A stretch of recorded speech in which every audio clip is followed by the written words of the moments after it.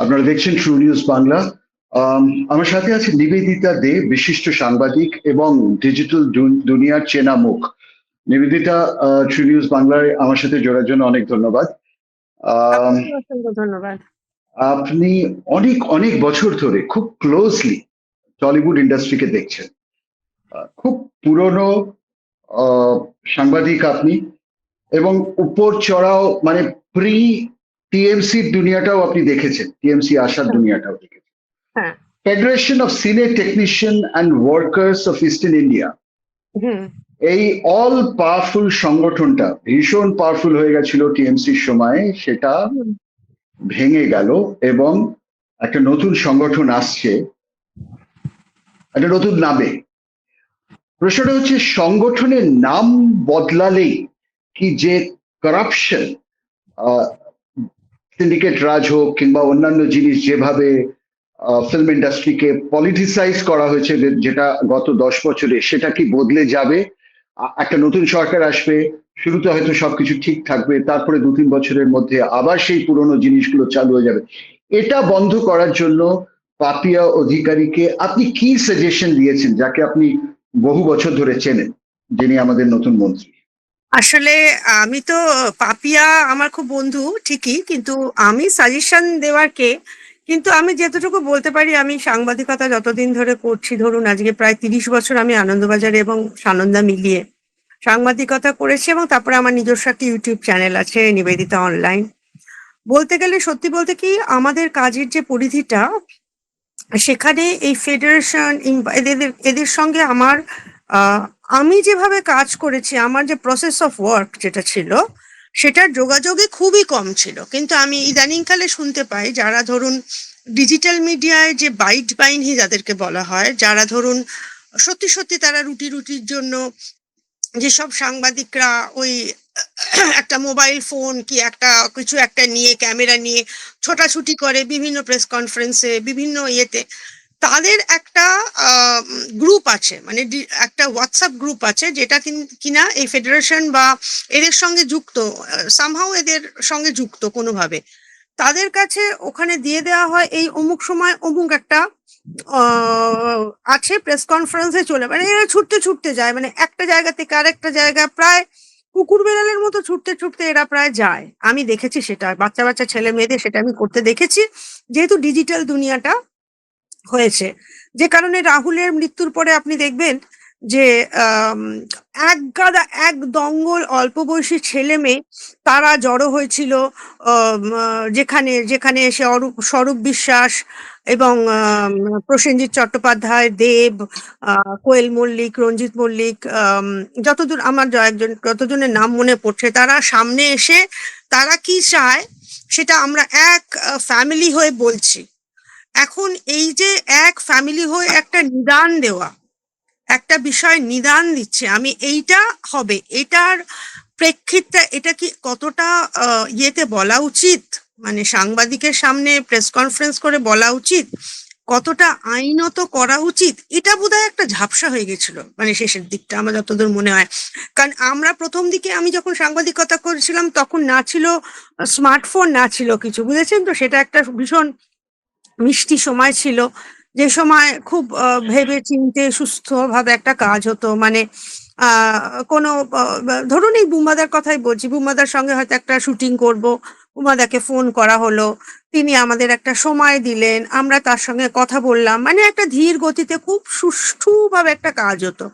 কিন্তু এখন আমার একটা আম- এমন আমার প্রশ্নটা ছিল, একটা অ্যাসোসিয়েশনকে আর একটা অ্যাসোসিয়েশন রিপ্লেস করলো, কিন্তু এক্স্যাক্টলি, আমি কোর ওইখানেই প্রবলেম যে আসছি। কারাপশনের প্রবলেম, সেটা কি সেটাই নতুন সেটাই অ্যাসোসিয়েশন বলছি। এলেই বদলে যাবে? হুম। আচ্ছা, বলছি।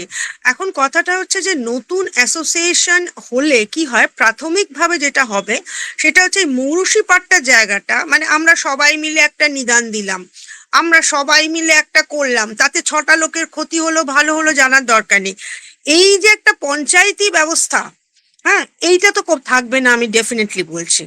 আর একটা কথা হচ্ছে, একটা রেজিমেন্টেড পার্টি আর একটা মানে ধরুন আমি বলতে চাই, ধরুন একজন নেত্রী এবং তার ফ্যান ক্লাব পার্টি, হুম। এই দুটোর মধ্যে হুম। তো একটা পার্থক্য আছে। আজকে যদি দেখা যায় যে পাপিয়া অধিকারী যেভাবে করতে চাইছেন সেভাবে হয়তো সেটা হয়তো উনি ততটা একা পারছেন না, তখন আবার বলা হবে রেজিমেন্টেড পার্টি থেকে আর একজনকে তার সঙ্গে যোগ করতে, বা অন্য একেবারে কোনো একটা মন্ত্রিসভা তো এখনো গঠন হয়নি।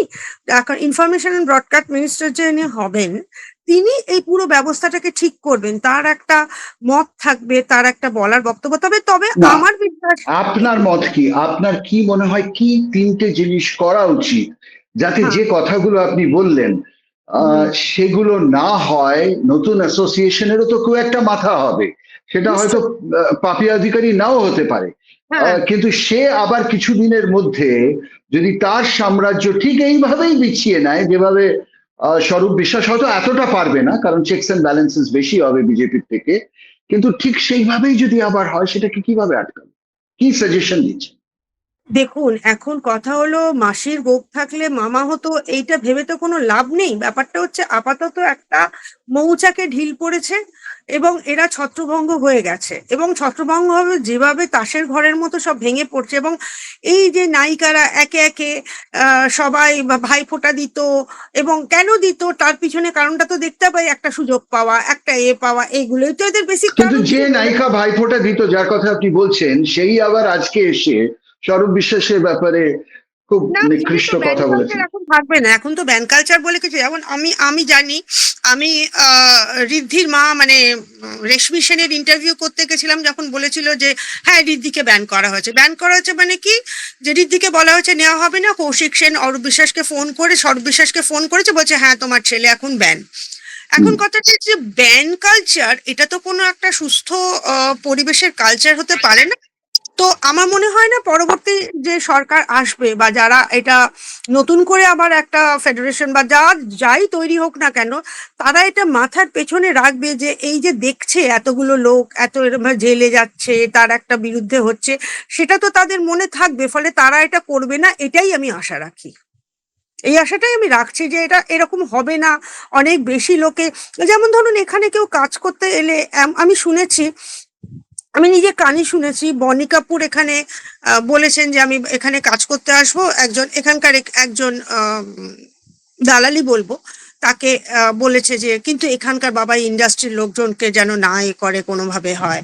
মানে বাংলায় লোকে কাজ করতে আসতে চায় না, টাকা ঢালতে চায় না, তার কারণ হচ্ছে একটা ছোট 50 টাকার কাজ করতে গেলে তাদেরকে শুনেছি আমি যে হয়তো 40 টাকা দিয়ে দিতে হবে, তাহলে কি লাভটা তাদের কি হবে, তারা কাজটাই বা কি করে করবে।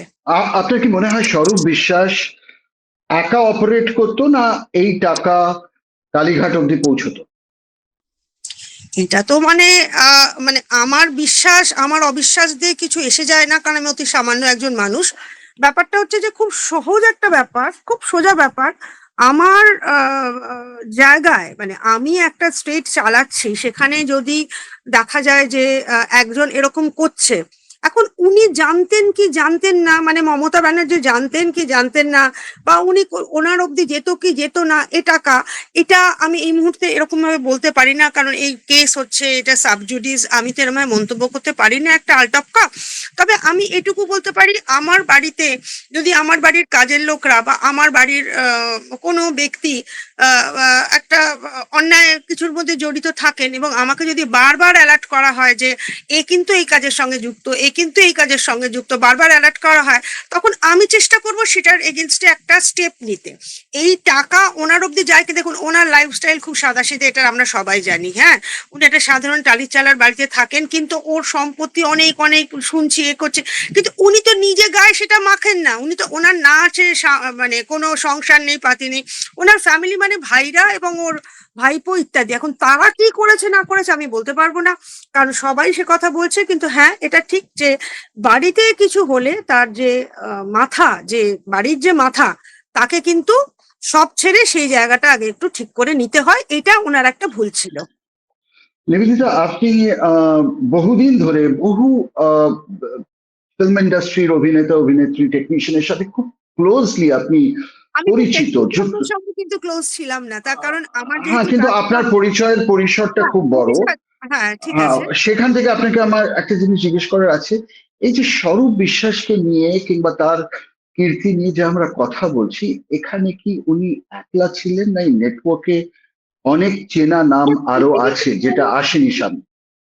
পৃথিবীতে কোনো ক্রাইম, আমি যদি এটাকে বলি ক্রাইম, একা হতে পারে বলুন তো আপনি, ছিচকে চুরি ছাড়া? হুম।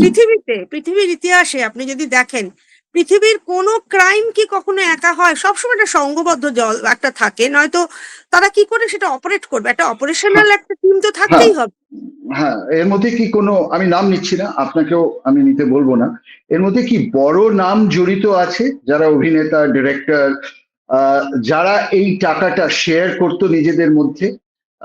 এটা কি সেইভাবে চলতো মনে নাকি? হয় না অভিনেতা, আমার মনে হয় না অভিনেতা রা কেউ এই টাকা শেয়ারের মানে স্বরূপ বিশ্বাসের টাকা শেয়ার করবে অভিনেতা, এরম অভিনেতা আমার মনে হয় না আমাদের পশ্চিমবঙ্গে কেউ আছে, সত্যি বলছি। কারণ আম, আমার মনে হয় না, মানে সত্যি বলতে কি, অভিনেতা অভিনেত্রীদের তার আমি মানে মোটামুটি ওনারা এটা মোটামুটি করতে স্বরূপ বিশ্বাস। পেতেন। ধরুন একটা পয়লা বৈশাখে একটা খুব ভারী গিফট হয়তো কারো একটা বাড়িতে চলে গেল, মানে হুম, আমি কথার কথা বলছি, ধরুন এই যে এই যে মানে ভাই ফোঁটাতে এই যে একজন নায়িকা বলছেন যে আমার এটা খুব আবদারের জায়গা, আমি প্রতি বছরই কিছু না কিছু গিফট পাই, হুম, হ্যাঁ। আচ্ছা, হুম, যার আবদারে এবং উনি খুব দামি গিফট, আমি জানি না কি দামি গিফট, আমি তো দেখিনি খুলে, গিফট পান, উনি ভাইফোঁটা দিতে যান, এটা তো একটা নর্ম, মানে একটা একজনকে ভাইফোঁটা তিনি অর্গানাইজ করেছেন, তাদেরকে ডেকেছেন, নিশ্চয়ই ডেকেছেন নায়িকাদের, না হুম, ডাকলে তারা তো হেঁটে হেঁটে একা একা চলে যায়নি। আর হুম, গেছেন, তারা হুম, ভালো দামি দামি গিফট পেয়েছেন, এবারে তারা ঠিক হয়তো ডাইরেক্টলি মানে ওইখান থেকে টাকা তার থেকে কিছু পেয়েছেন, এটা আমার মনে হয় না, এটা আমার মনে হয় না, কিন্তু আমি তারা আমি সাপোর্টে টিএমসি ছিলেন। টিএমসি তে যে অভিনেতারা ছিলেন, দেখুন এখন বিজেপিতেও অনেকে জয়েন করবেন ধীরে ধীরে, এক্ষুনি না হলেও 1 বছর পরে। এবং যখনই কেউ পলিটিক্যাল পার্টি জয়েন করে, যেটা তাদের পেশা নয়, ধরুন তাদের পেশা, তখন কিছু পাওয়ার জন্য জয়েন করে, রাইট? হুম সুতরাং হুম এই নেক্সাসটা আবার গ্রো করতে বাধ্য। তো না, গ- not really। ধরুন আমি আপনাকে বলছি, দেবকে আমি যতদূর শুনেছি, মানে হুম, এটা আমার হুম, শোনা কথা, হুম, যে হুম, ফিরহাদ হাকিমের একটা ক্লিপিংসেও আমি দেখেছি যে দেবকে জোর করে হুম, ওখানে মানে আসতে বলা হয়েছিল, হুম, দেবের ওই হুম, পপুলারিটিটাকে কাজে লাগানোর জন্য। হুম, দেবের ক্ষেত্রে যে কথাটা প্রযোজ্য, বাকি মানে কম পরিচিত ইয়েদের অভিনেতার ক্ষেত্রে তো সেটা পরিচিত না, দেব গেলে সেটা পার্টিটার হেল্প হবে। আবার হুম, অন্য কোনো সাধারণ খুব মানে মানে কম পরিচিত নায়ক যদি যায় বা নায়িকা যদি যায়, তাহলে সে তাতে উপকৃত হবে, এটা ভাইস ভার্সা, মানে কোনটাতে দেখ হুম, মানে ও উপকৃত হচ্ছে আর কোনটা পার্টি উপকৃত হচ্ছে, এটা সেটা নির্ভর করবে তার জনপ্রিয়তার ভলিউমের উপরে। হুম, যদি আপনি এখন দেখা যায় একজন অভিনেত্রী বা একজন অভিনেতা, সে পার্টিতে যোগ দিল এবং তারপরে সে তার হাতে পর্যায়ক্রমে একটা অভিনয়ের কাজ আসতে শুরু করলো, সিরিয়ালের কাজ বেশি বেশি করে আসতে শুরু অথবা করলো। তার সম্পত্তি অনেক বেড়ে গেল হঠাৎ কাজ না করে। হ্যাঁ, মানে এটা তো বটেই, যেমন ধরুন আমি আপনাকে বলছি, আপনারা নিশ্চয়ই খোঁজ রাখেন, সেটা হচ্ছে ধরুন একজন বিধায়কের স্ত্রী, তার হয়তো দেখা গেল আর বানাতে বিশাল ফ্ল্যাট, মানে হুম, আমি হুম, আরবানের নামটা হুম, করতে চাইছি না, আমি কোনো একটা, সরি এটা আমাকে ক্ষমা করবেন, আমি কোনো একটা জায়গা আবাসনের মধ্যে ধরুন 3 কোটি 4 কোটি দাম টাকা হুম, দামের ফ্ল্যাট, বড় বড় ফ্ল্যাট, হুম, তার হুম, সঙ্গে বিরাট বড় গাড়ি, 3 কোটি টাকা দামের হুম, 4-5টা গাড়ি, তার সঙ্গে ল্যাভিশ হুম, লাইফস্টাইল, তার সঙ্গে একটা হুম, হুম। চিন্তা, একটা ব্যাপার, এই যে জিনিসগুলো, এটা সুতরাং থেকে আপনি কেন বলছেন হয় তাহলে না। অরূপ সরকার একা ছিল, যখন এটা আপনিও কেন বুঝতে বলছেন পারছেন? একা ছিল? হুম, আপনি বলছেন। হুম, আমি ওকে। একবারও বলছি না একা ছিল। কারণ একা একা মানে একমাত্র যীশু খ্রিস্টই ক্রুশটা বয়ে এনেছিলেন নিজেরকে হুম, নিজের বিয়ে করার জন্য। বাদ হুম। বাকি কেউই কোনো গড়িত কাজ একা করে বলে মনে হয় না এবার আমার। এই যে জিনিসটা হয়েছিল, এই যে নতুন অ্যাসোসিয়েশন ফর্ম হয়েছে এখন কিংবা হচ্ছে, এটাতে এই কারাপশন যাতে না হয়, তার জন্য আপনি সরকারকে কি সাজেশন দেন? এই সিমিলার আমি জিনিস যাতে না হয়, আমি যেটা আমি ইংলিশে যেটা আমরা বলি, I scratch your back, you scratch my back, এবং সেখান থেকেই কারাপশন শুরু। তোমাকে ব্যাপারটা রোলটা হচ্ছে পাইয়ে দেবো, তোমাকে corruption, দেবো না। না না, কারাপশনটা আমাদের ভারতবর্ষ বলুন, আমাদের থার্ড ওয়ার্ল্ড কান্ট্রির মধ্যে স্পেশালি আমার, আমরা স্পেসিফিক্যালি টলিউডের কথা বলুন। হ্যাঁ, না, এ আমি নতুন বলছি, অ্যাসোসিয়েশন কি আটকাতে পারবে এটা? আমি বলছি আপনি তো একটা বড় ম্যাপটা খুলে ফেলে আপনি শুধু কলকাতাটা দেখলে হবে না, আপনাকে একটু পাশটা দেখতে হবে। আমাদের যা জনসংখ্যা এবং যেরকম তার মধ্যে আর্থসামাজিক অবস্থা, সেখানে আমাদেরকে কারাপশনটা আমাদের পরিবারের মধ্যেও ঢুকে গেছে, বুঝলেন তো? হ্যাঁ, মানে এরকম অবস্থা, মানে এটা করে দে, তোকে এইটা দেবো, এই যে গিভ অ্যান্ড টেক পলিসিটা হয়েছে, এটাই তো করাপশন। মানে আমার কাজই হুম, একটা কাজ করা, ঠিক। আমার একটা সই করা কাজ, কিন্তু হুম, সই আমি করব না আমি যদি ওই টাকাটা না পাই। তো হুম, এটা তো হুম। বেসিক করাপশন, এটা শুধুমাত্র সুতরাং ফিল্মের এটা আবারও হতে পারে নতুন ফেডারেশন হলেও সেখানেও যে মাথা কিংবা তার নিচে যারা বসবেন তখনই সেই হবে একই বলে জিনিস আমার বিশ্বাস, না না, আমার তখনই হবে বলে আমার বিশ্বাস নয়, কারণ হুম, একটা জিনিস যখন নতুন করে ভেঙে গড়া হয় তখনই হুম, তখনই সেখানে কোনো ওরকম উই পোকা ধরে না। হুম। হুম, উই পোকা ধরার জন্য বেশ একটা সিস্টেমকে বেশ কিছুদিন সেখানে থাকতে হয়, তার মধ্যে হুম, করাপ্টেড লোককে ঢোকাতে হয়, তার থেকে হুম। ওরকমভাবে করাপশনটা ঢোকে আস্তে আস্তে আস্তে আস্তে। করাপশনটা একদিনে তো, এক সেকেন্ডে তৈরি হয় না, ওটার জন্য অনেক প্রলং একটা সময় লাগে। এবং আমি ভীষণ আশাবাদী, আমি নৈরাশ্যবাদী নয়। আমার খুব আশা যে আমি যে সাংঘাতিকভাবে বিজেপির সাপোর্টার বা তৃণমূলের সাপোর্টার বা কংগ্রেসের সাপোর্টার বা লাল পার্টির সাপোর্টার, আমি কিছু বলবো না, কারণ আমি একজন সাংবাদিক, আমার রাজনৈতিক চেতনা আমার কাছে। কিন্তু আমি মনে করি একটা রেজিমেন্টেড পার্টি যখন এসছে, মানে ধরুন কংগ্রেস বা বিজেপি, এরা তো রেজিমেন্টেড পার্টি, বা সিপিআইএম এর রেজিমেন্টেড পার্টি, মানে যে যারা দীর্ঘদিন ধরে একটা, মানে কোনো একক মানুষের তত্ত্বাবধানে নয়, এটা তো একটা একক পার্টি ছিল, ফলে এর জিনিসটাও একক, মানে একটা সন্তান হলে যেমন একাই ভোগ করে আবার একাই দুঃখ পায়, এদেরও তাই ছিল। ফলে আমার মনে হয় এদের একক ভাবে কেউ দেখার সুযোগটা পাবে না, মানে অনেকে আহ, মিলেই দেখবে। নিবেদিতা, ফলে আমাদের ছোট্ট করে একটু বুঝিয়ে বলুন। হ্যাঁ, আপনি প্রি টিএমসি টলিউডকে দেখেছেন, আর এখন পোস্ট টিএমসি দেখবেন। আম, প্রিয়া সেনগুপ্ত ইম্পার প্রেসিডেন্ট অ্যাপয়েন্ট হলো কিভাবে হলো? ইম্পা তো তার আগেও ছিল, মানে প্রডিউসার্স গিল্ড, প্রডিউসার্স অ্যাসোসিয়েশন, কিছু না কিছু ফর্মে তো বহু বছর ধরেই আছে। তো কিভাবে প্রেসিডেন্ট অ্যাপয়েন্ট হতো আগে? আমি জানি না এটা, এটা আমি একদম জানি না। যেটা জানি না সেটা নিয়ে কথা বলবো না, কারণ আমার কাজের স্তরটা, সত্যি কথা বলতে কি, আমি যে কাজটা করি, সাংবাদিকতার কাজটা করি, সেখানে আমাকে তো ওই খবরগুলো, মানে ধরুন পর্দার পিছনের যে আহ, অন্ধকারের জগৎটা, সেটা তো আমার কাজ ছিল না, সেটা আমার কাজ ছিল না, বুঝতে পেরেছেন? আমার কাজটা ছিল, আমি টোটালি পর্দার সামনের যেটা আম, কি বলবো, এন্টারটেনমেন্ট বিট করি, মানে কিন্তু আমি জেনারেল বিট করি না। এই যে প্রিয়া হুম। সেনগুপ্ত কি করলো, এটা ক্রাইম বিটের অন্তরে অন্তরে পড়ে। না না, কিন্তু একটা তো ইলেকশন হয় না, কি করে হয়? ইলেকশন আপনি হয় তো কোনো কোনো ইন্ডাস্ট্রিতে আছেন। জায়গায়, কোনো কোনো জায়গায় সিলেকশন হয়, কোনো কোনো জায়গায় হুম, এমনি থেকে হয়ে যায়। হ্যাঁ। হুম। তো উম, এই যে আর আপনি প্রিয়া, কি আমাকে দেখুন, আপনি অনেকের বন্ধু, সুতরাং আমি জানি আপনার জন্য বলা খুব মুশকিল, অনেক স্টারসদের খুব ক্লোজ বন্ধু আপনি। কিন্তু এটা কি সম্ভব যে এত বড় একটা জিনিস হলো, অথচ পাঁচটা বড় স্টার টলিউডের, তারা সবাই চুপ ছিল, সবাই কিছু জানতো না, এবং সবার অসহমত, মানে সহমতি ছিল না, তা সত্ত্বেও 10 বছর ধরে এই কাণ্ড কারখানা চললো, আর সব না, স্টার্সরা আপনি কিছুই আমাকে জানতো একটা না। কথা বলুন, আমি ধরুন একজন স্টার, ঠিক আছে? আমার বেসিক ইচ্ছেটা কি হবে? আমার বেসিক ইচ্ছে হবে যে আমার একটা ছবি প্রকাশ করুক। হুম। এবার আমাকে যদি ছবি প্রকাশ করতে হয়, তখন কি হয়, যখন মানুষ কোনো একটা দিকে তাকিয়ে থাকে, তখন অনেক মানুষকে কিন্তু এরম ভাবে অন্যায়গুলোকে ফেলে দিয়ে শুধু আমার ফোকাসিং এর জায়গাটা, কিন্তু এতে একটা দায়িত্ব আছে, মানে যে লোকটা বলে কিনা যে আমি ইন্ডাস্ট্রি বা আমরা সব এক ফ্যামিলি হয়ে যাচ্ছি, এবার আমরা সব এক ফ্যামিলি হয়ে গিয়ে কথা বলছি, এবার আমরা সব এক ফ্যামিলি হয়ে গিয়ে আমাদের উড়িয়ে দিচ্ছি, মানে আমরা কাল থেকে অনির্দিষ্টকালের জন্য ধর্ণা করব বলছে তো। এখন আমি, হুম, এটা এটা তো ট্রেড ইউনিয়ন নয়। আমি না যারা বলছিলেন, স্টার্সরাও যারা বলছিলেন, সেটা শুধু স্বরূপ বলছিলেন না, না না, সমস্ত সব স্টার্স একই কথা বলছিলেন, সব তারা যে বলছে যে কিন্তু আমরা এটা তো করবো। ট্রেড ইউনিয়ন নয়। হ্যাঁ। হ্যাঁ, না না, যদি এটা ট্রেড ইউনিয়নের আওতায় পড়ে, আমার মনে হয় এটা ট্রেড ইউনিয়ন, কারণ এটা ওয়েজ বোর্ডের আন্ডারে আছে কিনা আমি ঠিক জানি না, কারণ ওরা কেউ প্রভিডেন্ট ফান্ড পান কিনা, ওরা ওদের পিএফ আছে কিনা, ডিএ আছে কিনা, এগুলো তো, এগুলো না একটু না, ট্রেড ইউনিয়ন নয়। আচ্ছা, অভিনেতাদের যে গিল্ড, যে অ্যাসোসিয়েশন, সেটা ট্রেড ইউনিয়ন নয়। আর যদি হয় তাদের তাদের আইন দুঃখজনক। টিউসিসি টুর কাছ থেকে করা উচিত। হ্যাঁ, এনিওয়ে, আপনি ঠিক বলেছেন। এ- হ্যাঁ, এ- আমার প্রশ্নটা সেখানেই ছিল।